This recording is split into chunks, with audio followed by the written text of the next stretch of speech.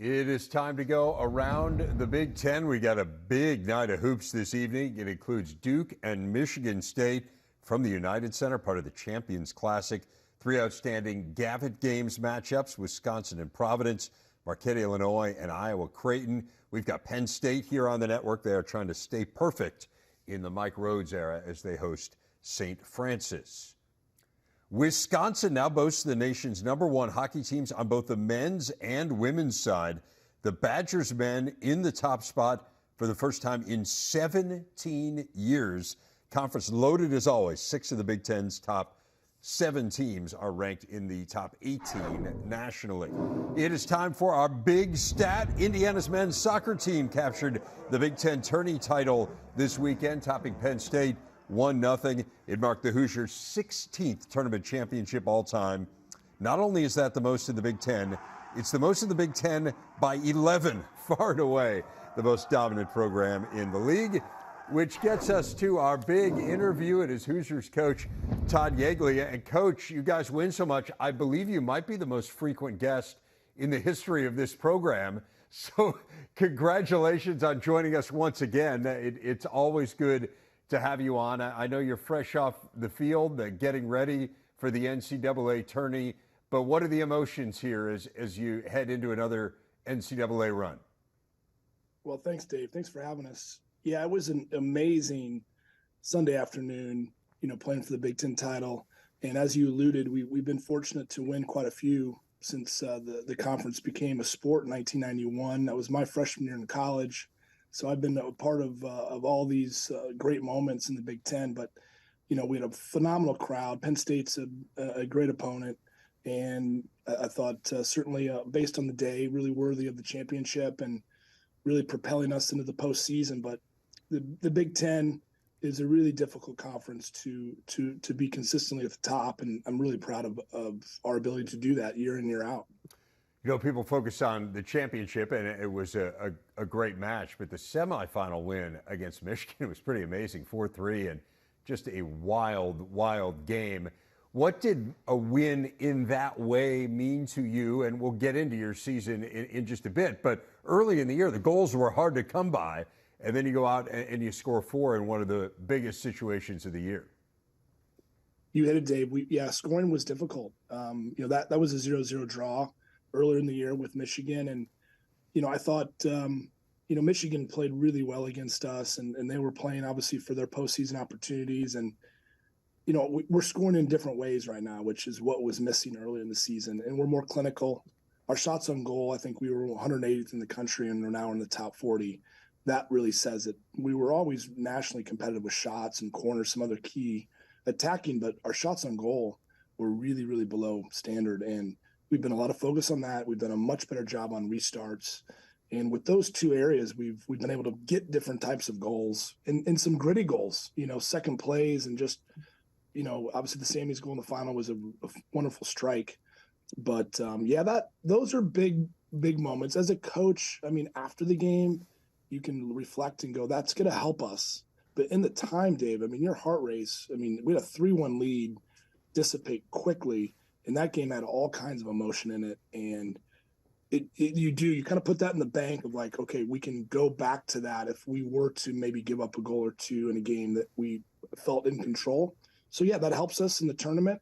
But I think, Dave, this group of seniors, have played in 25 or 26 advancing games between the Big Ten and NCAA. That's phenomenal. That's a lot of pressured situations, and we're going to lean heavily on them as we enter this next phase. You had a different kind of pressure at the beginning of the year, and I want to go back to that. You won 3 of your first 10 games. You've won 9 of your last 10, and you talked about, hey, we're scoring and we're getting more opportunities, and so something kind of changed tactically there.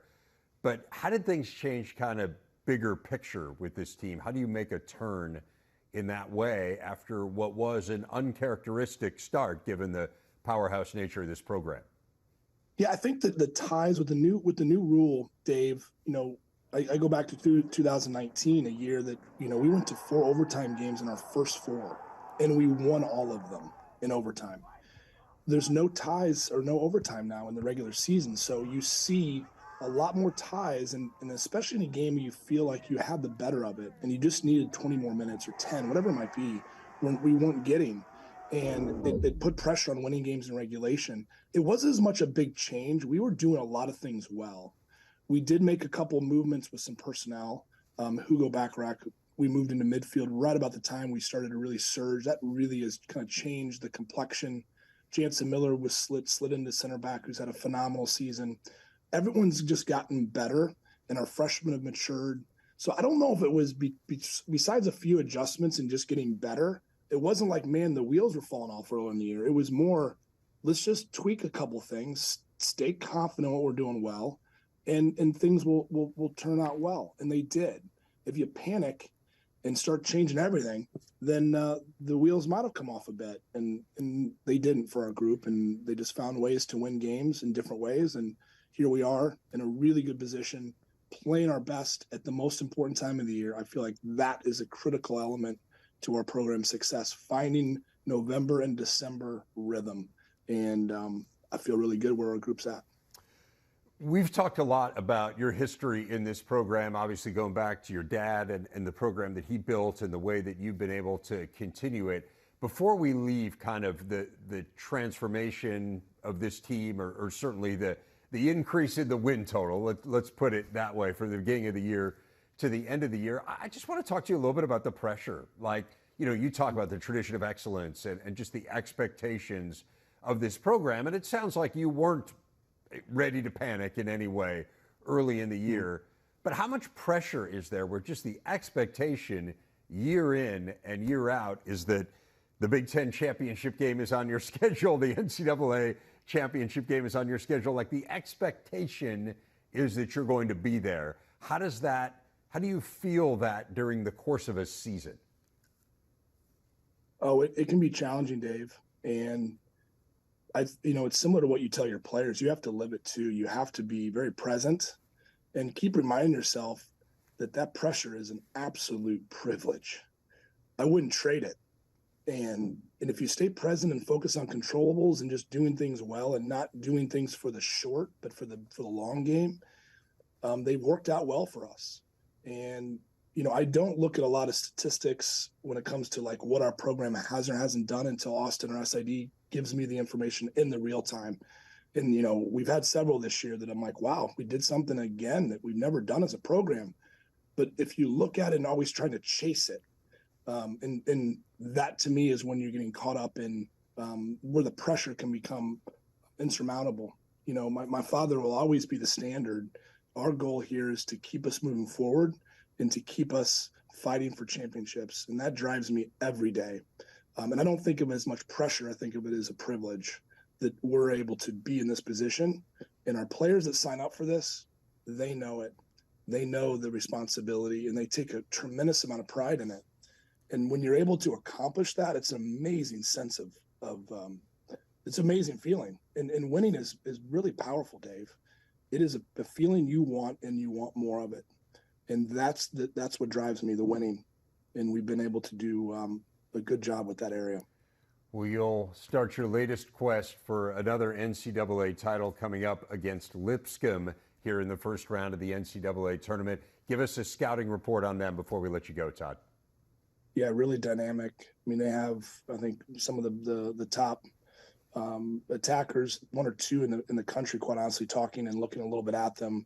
They can score goals in bunches, and they haven't been shut out all season. That tells you a little bit about the strength in their attack. Lipscomb is definitely a difficult opponent, but yet this is a new season, a new challenge. Our guys are really excited for this Thursday at home, and then we get ready and hit on the road with a good result. But I like where our team's at, and this is now a new season.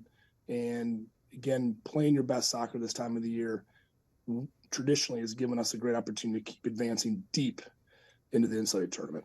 It's given us a great story to follow year in and year out, it seems. Todd Yeagley, head coach of Indiana. Always a pleasure to have you on. And as I say, we have you on quite a bit. We'll hope to have you on at least once more coming up this year as you guys look to advance. Thanks so much for having me.